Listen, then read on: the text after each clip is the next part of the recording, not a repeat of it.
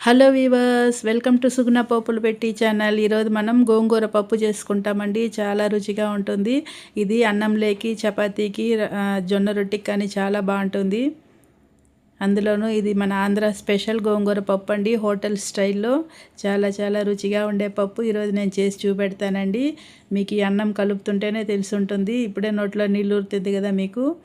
అదే రుచితో ఇది ఎట్లా చేయాలనో చూస్తామా మరి? ఓకే.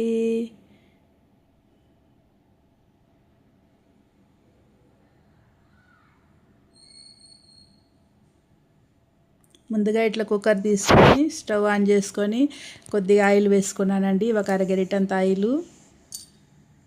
ఆయిల్ బాగా హీట్ అయ్యింది. ఇందులోకి మనం కందిపప్పు వేసుకుంటున్నాము. కందిపప్పు వేసుకొని కొద్దిగా ఇట్లా వేయించుకున్నామంటే మనకి చాలా రుచిగా ఉంటుందండి పప్పు తినేటప్పుడు. కలర్ మారకూడదండి, కొద్దిగా ఇట్లా వేయించుకోవాలి. ఇప్పుడు ఇందులోకి ఒక ఎర్రగడ్డ కట్ చేసి వేసుకున్నాను. టమాటాలు, పచ్చిమిరపకాయలు, వెల్లుల్లిపాయలు. పప్పు కొద్దిగా ఇట్లా వేగుతుంది. ఇప్పుడు టమాటాలు, ఎర్రగడ్డ వేసేసుకున్నాం.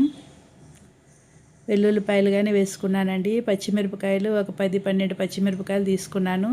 ఇది వచ్చేసి మనం కారానికి తగినంత వేసుకోవచ్చు పచ్చిమిరపకాయలు.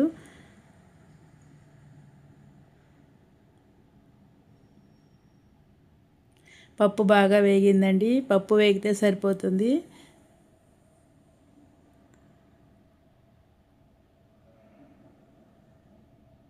ఇప్పుడు నీళ్లు పోసుకుంటాము. బాగా ఇట్లా పప్పు మునిగేంత నీళ్లు పోసుకోవాలండి.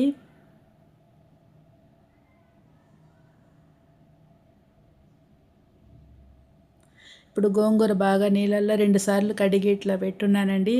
ఇప్పుడు నీళ్లు పిండేసి వేసుకుంటాము. ఇట్లా నీళ్ళల్లో నుండి మనకి గోంగూర తీసుకున్నామంటే ఇసుక ఏదైనా ఉంటే కానీ అడుగులో ఉండిపోతుందండి. దానికని నీళ్లు వడగట్టకుండా నీళ్ళు పైనుండి ఇట్లా గోంగూర నీళ్లు పిండేసి తీసి ఇట్లా పప్పులో వేసేసుకోవాలి.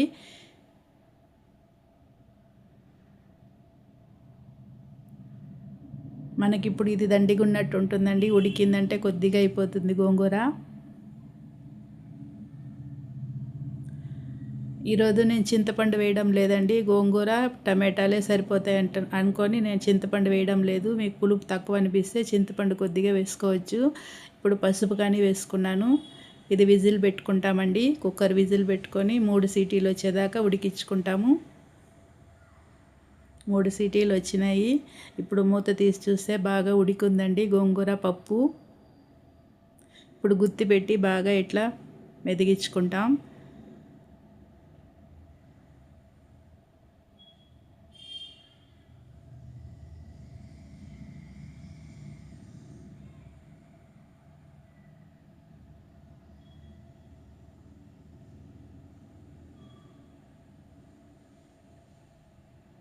బాగా పప్పు మెదిగిందండి. ఇప్పుడు మనం కల్లుప్పు వేసుకుంటున్నాము.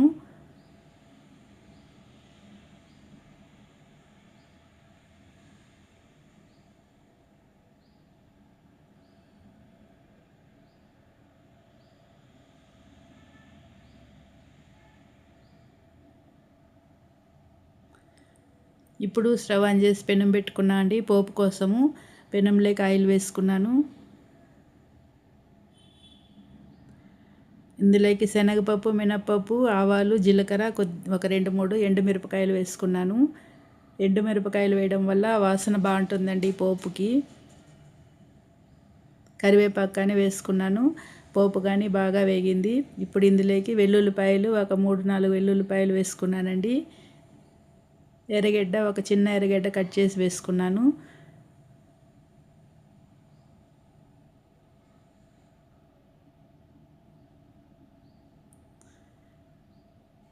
పోపు బాగా ఇట్లా వేగింది. ఇప్పుడు దీన్ని తీసి పప్పులోకి వేసేసుకుంటాము.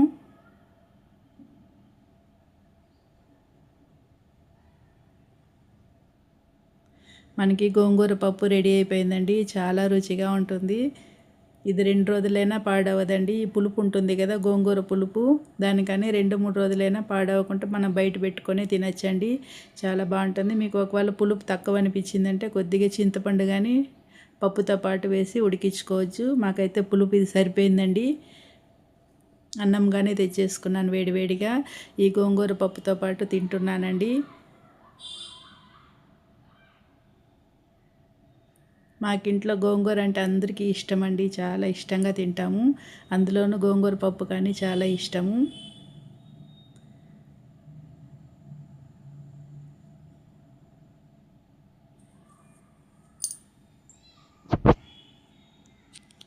ఫస్ట్ ఇట్లా ఒక 2, 3 ముద్దలు తినేసి మళ్ళీ నెయ్యి కావాలంటే వేసుకోవచ్చండి. ఫస్టే వేసినామంటే కొద్దిగా చప్పగా పోతుంది.